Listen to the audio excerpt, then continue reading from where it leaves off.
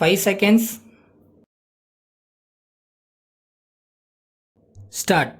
இந்த கொள்கை விளக்க குறிப்பில் 7 அம்சங்களை பற்றி குறிப்பிட்டிருக்கிறார்கள். முதலாவது, பாதுகாக்கப்பட்ட குடிநீருக்கு முக்கியத்துவம் கொடுக்கப்பட்டிருக்கிறது. எல்லா கிராமங்களுக்கும் பாதுகாக்கப்பட்ட குடிநீர் விரைவில் வழங்கப்பட வேண்டும். ஏனெனில் காலரா, மஞ்சள் காமாலை போன்ற நோய்கள் தண்ணீர் மூலம்தான் பரவுகின்றன.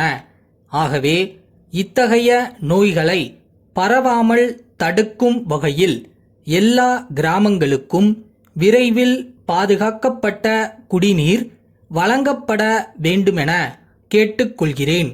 அடுத்து, பெரிய நகரங்களில் கூட பாதுகாக்கப்பட்ட குடிநீர் மக்களுக்கு சரியான முறையில் வழங்கப்படாத காரணத்தால் பல சீர்கேடுகள் ஏற்பட்டிருக்கின்றன. மதுரை போன்ற பெரிய நகரத்திலேயே பல இடங்களில் பாதுகாக்கப்பட்ட குடிநீர் வழங்கும் குழாய்கள் சாலை மட்டத்திற்கு கீழே இருக்கின்றன. அதனால் மழை காலங்களில் அத்தகைய பள்ளங்களில் கழிவுநீர் தேங்கி குழாய்களின் வழியாக பாதுகாக்கப்பட்ட தண்ணீரும் கெடுவதற்கு ஏதுவாகிறது என்பதை சுட்டிக்காட்ட விரும்புகிறேன். அங்கேயுள்ள குழாய்களுக்கு அடைப்பான்கள் இல்லை என்பது குறிப்பிடத்தக்கது. அடைப்பான்களை போட்டாலும் யாராவது அவைகளை திருடிக் கொண்டு போய் விடுகிறார்கள். ஆகையால் அவ்வாறு திருடிக் கொண்டு போகாதவாறு அவைகளை அமைத்தால் நன்றாக இருக்கும். அடைப்பான்கள் இல்லாத குழாய்கள் வழியாக நோய்களை பரப்பும் கிருமிகளும் அசுத்த பொருள்களும் குடிநீரில் கலந்துவிடாமல் தடுப்பதற்கு ஏற்ற முறைகளை இனியாவது கையாள வேண்டுமென்று கேட்டுக்கொள்கிறேன். அடுத்து, நமது நாட்டில் கொசுக்கள் பெருமளவில் இருக்கின்றன என்பது எல்லோருக்கும் தெரியும். கொசுவை ஒழிப்பதற்கு பெரிய அளவில் மேற்கொள்ளப்பட்ட முயற்சிகள் எல்லாம் இதுவரை பலன் அளித்ததாக தெரியவில்லை.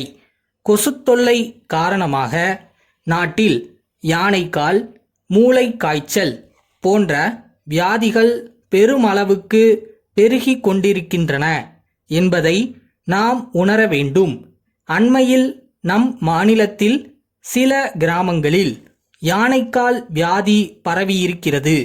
அது பரவுவதற்கு ஏதுவான வகையில் சுற்றியுள்ள கிராமங்களில் உள்ள சாக்கடைகளிலும் பள்ளங்களிலும் கழிவுநீர் தேங்கியுள்ளது. அதோடு அங்கேயுள்ள சிறு குட்டைகளில் கழிவுநீர் தேங்கியிருக்கிறது. இதன் காரணமாக அசுத்தமான கொசுக்கள் பெருமளவில் உற்பத்தியாகி அந்த கிராமங்களில் உள்ள மக்களில் பல பேர் யானைக்கால் வியாதியால் பீடிக்கப்பட்டிருக்கிறார்கள். எனவே அங்கெல்லாம் தண்ணீர் தேங்காத நிலையை உருவாக்குவதோடு பாதிக்கப்பட்டவர்களுக்கு உரிய மருந்து உடனடியாக வழங்கப்பட வேண்டும். மருத்துவமனைகளிலிருந்து மருந்துகளும் உணவுப் பொருள்களும் அதிகமான அளவுக்கு களவு போவதை தடுப்பதற்கு கடும் நடவடிக்கைகளை அரசு மேற்கொள்ள வேண்டும். மாண்புமிகு அமைச்சர் அவர்கள் அடிக்கடி மருத்துவமனைகளுக்கு சென்று இம்மாதிரியான தவறுகளை கண்டுபிடித்து உரிய நடவடிக்கை எடுத்து வருகிறார்கள். எனினும் அந்த போக்கு இன்னும் தொடர்ந்து இருப்பதாக தெரிகிறது. இது குறித்து அரசு கடுமையான நடவடிக்கை மேற்கொள்ள வேண்டும். மதுரை மணிவண்ணன் புத்தக விற்பனையாளர்கள் சிவகங்கை ராஜா உயர்நிலைப் பள்ளி தலைமை ஆசிரியருக்கு எழுதுகின்ற கடிதம். அன்புடையீர், நாங்கள் மிக நீண்ட காலமாக புத்தக விற்பனையில் ஈடுபட்டுள்ளோம் என்பது தங்களுக்கு நன்கு தெரியும். தற்போது புத்தகங்களின் பொருளடக்கம் மாற்றப்பட்டுள்ளது. வெவ்வேறு வகுப்புகளுக்கு வெவ்வேறு விதமான பாடங்கள் புகுத்தப்பட்டுள்ளன என்பது தாங்கள் அறிந்ததே. அதற்கேற்ப நாங்கள் புது புத்தகங்களை அச்சிட்டு தயார் செய்துள்ளோம். அதோடு கூட மாணவர்களுக்கு தேவைப்படும் நோட்டு புத்தகங்களையும் நாங்கள் தயாரித்துள்ளோம். அவை கவர்ச்சிகரமான வண்ண அட்டைகளை கொண்டவையாக அமைந்துள்ளன. மாணவர்கள் இவற்றை விரும்பி வாங்குவார்கள் என்கிற பூரண நம்பிக்கை எங்களுக்கு இருக்கிறது. இவை மாணவர்களுடைய படிக்கும் ஆர்வத்தை தூண்டும் வகையில் அமைந்துள்ளன.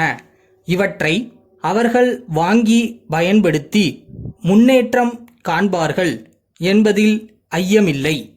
மாணவர்களுக்கு தேவைப்படும் இதர எழுதுபொருள்களும் எங்களிடம் உள்ளன.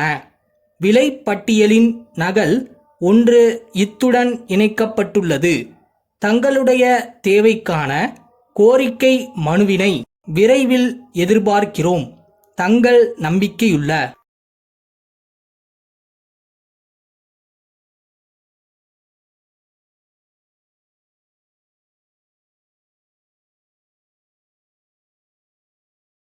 தூரம் நின்று யோசித்தால் குட்டை கூட ஆழம்தான். உள்ளே சென்று நேசித்தால் அக்கடலும் உந்தன் தோழன் தான். ஆழம் என்னன்னு அளந்து பார்க்கலாமா?